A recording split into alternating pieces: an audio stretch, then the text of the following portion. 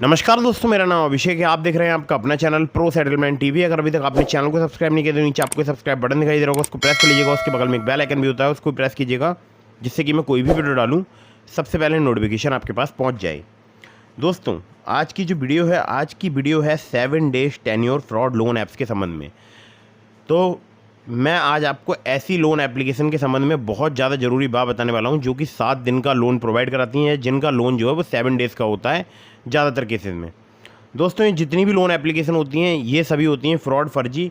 इनका लोन ना तो आपके सिविल में शो होता है, ना इनकी कोई एनबीएफसी होती है, ना इनकी कोई बैंक होती है। ठीक है, 99.99% एप्लीकेशन ऐसी फर्जी होती हैं जो 7 दिन का या 15 दिन का लोन प्रोवाइड कराती हैं।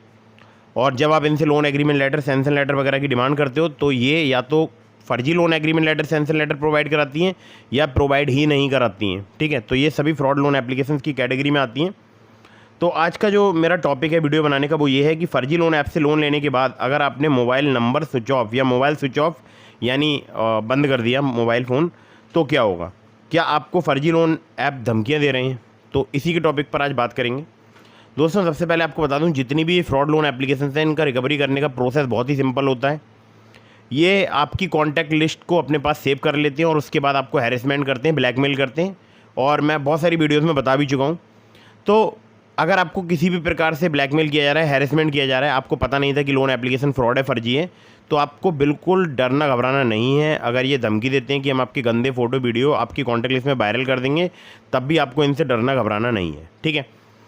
अब अगर आपके मन में सवाल आ रहा है कि भाई अगर मैंने फ़र्जी लोन एप्लीकेशन से लोन लिया और लोन लेकर मैंने नंबर स्विच ऑफ कर दिया तो ये क्या करेंगे। देखिए, 2 सिनेरियो मैं आपको बताऊँगा। एक पहला सिनेरियो बताऊँगा जिसमें आपने किसी फर्जी लोन एप्लीकेशन से लोन लिया, जैसे ही आपको पता लगा लोन एप्लीकेशन फर्जी है, फ्रॉड है और इनका लोन सिविल में शो नहीं होता है, इनकी कोई एनबीएफसी बैंक नहीं है, loan agreement letter, sanction letter या तो प्रोवाइड नहीं कराते हैं या फर्जी प्रोवाइड कराते हैं और इनका लोन सिविल वगैरह में शो नहीं होता है। तो जैसे ही आपको पता लगता है और आपने कर लिया अपना नंबर स्विच ऑफ, तो ये क्या करेंगे, आपकी कॉन्टैक्ट लिस्ट में करेंगे कॉल, या आपके जो आधार कार्ड है, पैन कार्ड है, उन पर चोर, फ्रॉड या कुछ इस प्रकार की अभद्र टिप्पणी करके भेज सकते हैं, या कुछ गलत फ़ोटो आपके बनाकर आपकी कॉन्टैक्ट लिस्ट में भेज सकते हैं। ठीक है।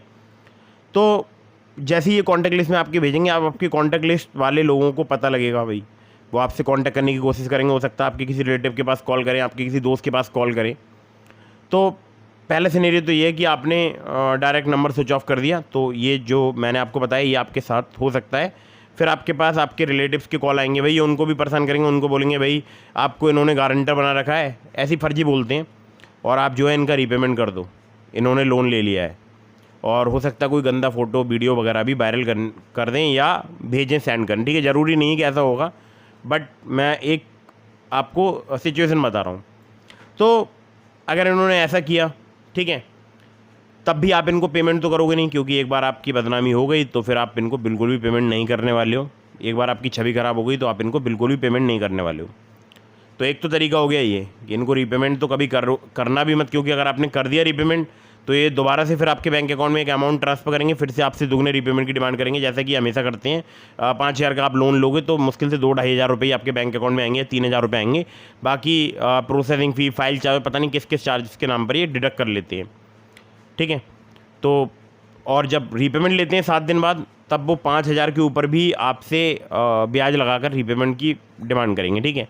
तो जिस प्रकार से जो है ये अवैध तरीके से अपना धंधा कर रहे हैं। और कभी कभी मैंने ऐसा देखा है, कोई लोन अमाउंट किसी को प्राप्त ही नहीं होता, सिर्फ उन्होंने ऐप डाउनलोड की होती है और वो इनके जाल में फंस जाते हैं। क्यों? क्योंकि कॉन्टैक्ट लिस्ट का एक्सेस ले लेते हैं, आपकी गैलरी का, मीडिया स्टोरेज का, मैसेजेज का। तो लोग डरते हैं भाई कि मेरा डेटा इनके पास है, क्या पता ये क्या कर दें, मेरी कॉन्टैक्ट लिस्ट में क्या बोल दें, मेरा गंदा फोटो बनाकर मेरे रिलेटिव्स के पास ना भेज दें। डरते हैं बहुत सारे लोग। ठीक है। तो अगर आपने रीपेमेंट कर दिया तो ये तब भी डराएंगे, बोलेंगे कि हमारे पास कोई रीपेमेंट नहीं आया, हम आपको एक लिंक भेज रहे हैं, इस लिंक पर पेमेंट कर दो। आपने उस लिंक पर पेमेंट कर दिया तो हो सकता है दोबारा से आपके बैंक अकाउंट में एक अमाउंट ट्रांसफर कर दिया जाए। फिर जब आप लोन एप्लीकेशन ओपन करके देखेंगे तो वहाँ पर आपको एक अमाउंट शो हो रहा होगा, या नहीं भी हो रहा होगा, एटलीस्ट आपकी कॉन्टैक्ट लिस्ट उनके पास है, तो वो जितनी बार चाहेंगे आपको ब्लैकमेल करके, हैरेसमेंट करके आपसे पेमेंट रिकवरी करते रहेंगे या वापस लेते रहेंगे। रिकवरी भी नहीं करेंगे, इसको तो बोलेंगे इलीगल, आपसे जो है पैसे की डिमांड करेंगे। ठीक है। चलिए, एक सिनेरियो हो गया कि आपने लोन लिया और नंबर स्विच ऑफ कर दिया, तो जो मैंने आपको बताया था ये सिनेरियो होगा। अब सेकंड सिनेरियो पे आते हैं। अगर आपने लोन लिया और आपने सीधे स्विच ऑफ नहीं किया नंबर, ठीक है। आपने क्या किया, एक स्टेप फॉलो किया। एक स्टेप क्या, आपको जाना है अपने नियर बाई पुलिस स्टेशन में। अगर आपने किसी भी फ्रॉड लोन एप्लीकेशन से लोन ले लिया है, जिनका लोन सिविल में शो नहीं होता है, जिन्होंने आपको 7 डेज़ का लोन प्रोवाइड कराया है, ना इनका कोई लोन एग्रीमेंट लेटर मिलता है, ना आपको सैंक्शन लेटर मिलता है, या मिलता भी है तो फ्रॉड मिलता है, और इनकी कोई एनबीएफसी बैंक नहीं है। अगर ये अपने लोन एग्रीमेंट लेटर या सैंक्शन लेटर पे किसी एनबीएफसी बैंक का नाम लिखते हैं तो या तो वो फर्जी होता है, या वो एनबीएफसी और बैंक ऐसी कोई एग्जिस्ट करती ही नहीं है, ठीक है। तो आपने क्या किया, आप गए नियर बाई पुलिस स्टेशन, आपने पुलिस कंप्लेंट रजिस्टर कराई। अब ये पुलिस कंप्लेंट 3 जगह रजिस्टर हो सकती है, 3 में से किसी एक जगह पर ही करानी है आपको। या तो आप ऑनलाइन साइबर क्राइम पोर्टल में रजिस्टर कराएंगे, ठीक है। दूसरा आपको रजिस्टर करानी है near by cyber crime police station में, ठीक है। अगर आप ऑनलाइन नहीं कराते हैं तो near by cyber crime police station में करा दीजिएगा। या फिर नियर बाई आपके अगर कोई साइबर क्राइम पुलिस स्टेशन नहीं, वैसे तो सभी डिस्ट्रिक्ट में लगभग होगा ही आज के टाइम में, अगर नहीं है फिर भी तो आप नियर बाई पुलिस स्टेशन में जाके भी इनकी कंप्लेंट रजिस्टर करा सकते हैं। अब अगर आपने ऑनलाइन रजिस्टर कराई कंप्लेंट, 72 आवर्स के अंदर अंदर आपकी जो भी नियर बाई पुलिस स्टेशन है वहाँ तक वो कंप्लेंट फॉरवर्ड कर दी जाती है। मतलब 72 आवर्स के अंदर आपको एक हार्ड कॉपी भी सबमिट करानी होती है। जो भी पुलिस स्टेशन है, जो भी साइबर क्राइम पुलिस स्टेशन है, वहाँ पर जाकर जो भी इन्वेस्टिगेशन ऑफिसर अपॉइंट हुए हैं उनके पास जाकर आपको कंप्लेंट जो है उसकी हार्ड कॉपी प्रिंट करके, मतलब अगर आपने ऑनलाइन रजिस्टर कराई उस पर अपने सिग्नेचर करके उनको प्रोवाइड करानी होती है, तब जाके उसमें फर्दर प्रोसीडिंग्स वगैरह होती हैं। खैर, तो ये एक मैंने आपको थोड़ा सा बता दिया डिटेल में। तो आप कंप्लेंट रजिस्टर कराइए, कहीं भी कराइए, चाहे आप ऑनलाइन कराइए चाहे ऑफलाइन कराइए, near by cyber crime police station में जाकर, लेकिन कंप्लेंट जरूर रजिस्टर कराइए। अब आपको कंप्लेंट में लिखना क्या है और किस बात का ध्यान रखना है। आपको कंप्लेंट में सिंपल लिखना है कि मैंने पहले लिखिएगा, मतलब जो भी आपके थाने का नाम वगैरह है लिखिएगा, सेवा में श्रीमान थानाध्यक्ष साइबर क्राइम पुलिस स्टेशन, और जो भी आपका डिस्ट्रिक्ट है उसका नाम डालिएगा, ठीक है। और नीचे लिखिएगा, महोदय निवेदन करना है कि मैंने अपने इस मोबाइल नंबर से, जो भी आपने मोबाइल नंबर से लोन लिया है उस मोबाइल नंबर को डालिएगा, मैंने अपने इस मोबाइल नंबर से इन 2 लोन एप्लीकेशंस पर लोन अप्लाई किया था। मुझे पता नहीं था कि लोन एप्लीकेशन फ्रॉड है, फर्जी हैं। इन्होंने मेरा पूरा कॉन्टैक्ट लिस्ट, पूरा डेटा एक्सेस कर लिया है। ये मुझे ब्लैकमेल कर रहे हैं, परेशान कर रहे हैं।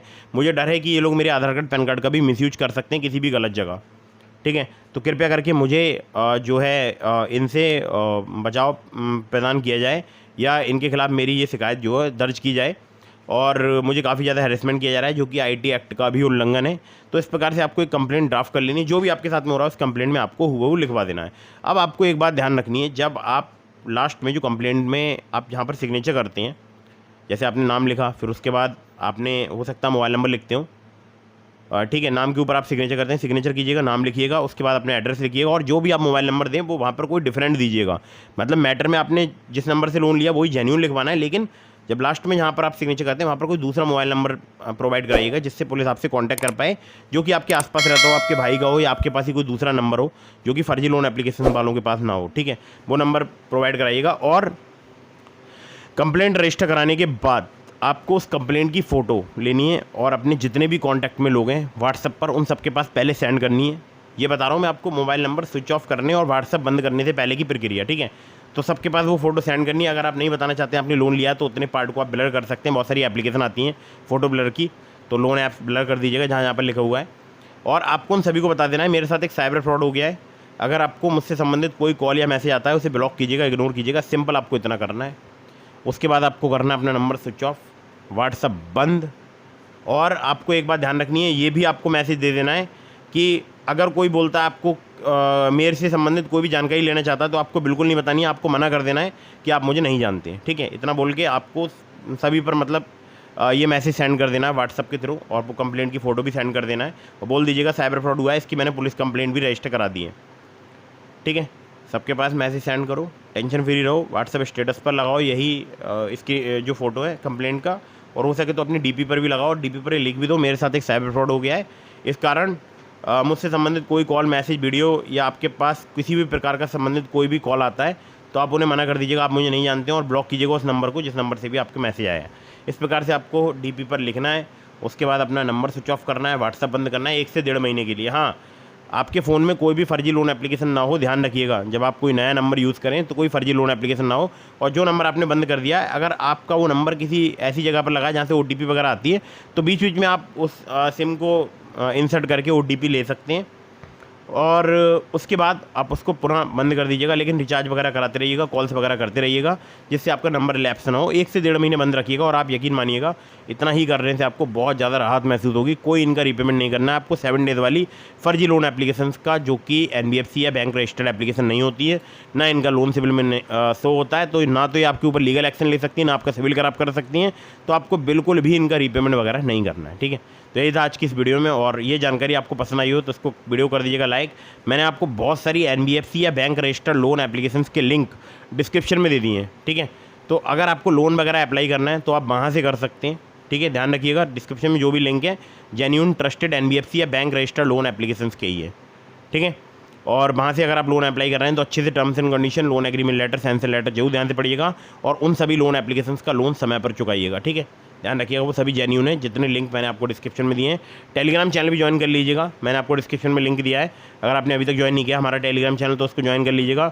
अगर आपके मन में कोई भी सवाल है तो आप मुझे इंस्टाग्राम पर फॉलो करके DM के माध्यम से भी अपने सभी सवालों के जवाब ले सकते हैं। और कोई जानकारी चाहते हैं तो इंस्टाग्राम पर फॉलो करो, DM करो। आपके बहुत सारे सवालों के जवाब तो मैं इंस्टाग्राम पर ही दे देता हूँ, वहाँ पर भी नहीं दे पाता हूँ तो आप यहाँ पर कमेंट कर सकते हैं, या चैनल की मेंबरशिप भी आप ज्वाइन कर सकते हैं, ठीक है। तो वीडियो अगर आपको पसंद आई हो तो कर दीजिएगा इसको लाइक, चैनल को कर दीजिएगा सब्सक्राइब। मिलता हूँ फिर किसी इंटरेस्टिंग वीडियो में, फिर किसी इंटरेस्टिंग टॉपिक के साथ। तब तक के लिए जय हिंद, वंदे मातरम।